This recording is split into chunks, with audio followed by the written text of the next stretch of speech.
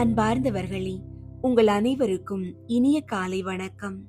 இந்த புதிய விடியலில் இறைவனின் மாறாத அன்பும் தெய்வீக அமைதியும் உங்களை முழுமையாக வழிநடத்துவதாக. விடிந்துள்ள இந்த புதிய நாள் உங்கள் வாழ்வில் புதிய நம்பிக்கைகளையும் ஆசீர்வாதங்களையும் கொண்டு வரட்டும். இறைவனின் பேரன்பும் மீட்பின் அழைப்பும் உலகிலுள்ள மனிதர்கள் அனைவருக்கும் தாராளமாக தரப்பட்டுள்ளது. ஆனால் அந்த அழைப்பை முழு மனதோடு ஏற்று இறைவனின் திருவுள்ளத்திற்கு ஏற்ப தங்கள் வாழ்வை மாற்றியமைத்துக் கொள்பவர்களை தேர்ந்தெடுக்கப்பட்டவர்களாக மாறுகிறார்கள். வெறும் பெயரளவு கிறிஸ்தவர்களாக வாழாமல் இறைவனின் உன்னத அழைப்பிற்கு உகந்த நற்செயல்களோடும் தூய மனதோடும் சாட்சிகளாய் வாழ்ந்து இந்த நாளை தொடங்குவோம். இன்றைய நாளுக்கான இறை வார்த்தை மத்தேயு 22 அதிகாரம் 14 இறை வார்த்தை. அழைப்பு பெற்றவர்கள் பலர், ஆனால் தேர்ந்தெடுக்கப்பட்டவர்களோ சிலர். ஜெபிப்போம். அன்புள்ள இறைவா, எங்களை வழிநடத்தும் நல்ல ஆயனே, இந்த ஆசீர்வதிக்கப்பட்ட புதிய நாளுக்காக உமக்கு நன்றி செலுத்துகிறோம்.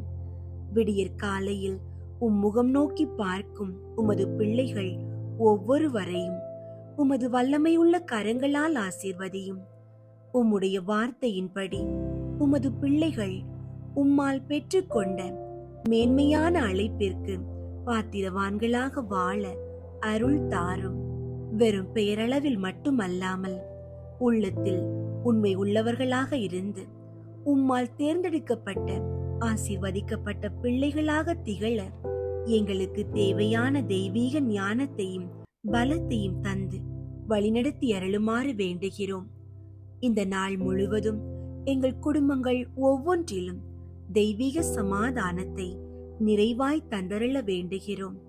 எங்கள் வீடுகளில் உள்ள கருத்து வேறுபாடுகள் மறைந்து அன்பும் ஒற்றுமையும் நிலைத்திருக்கட்டும்.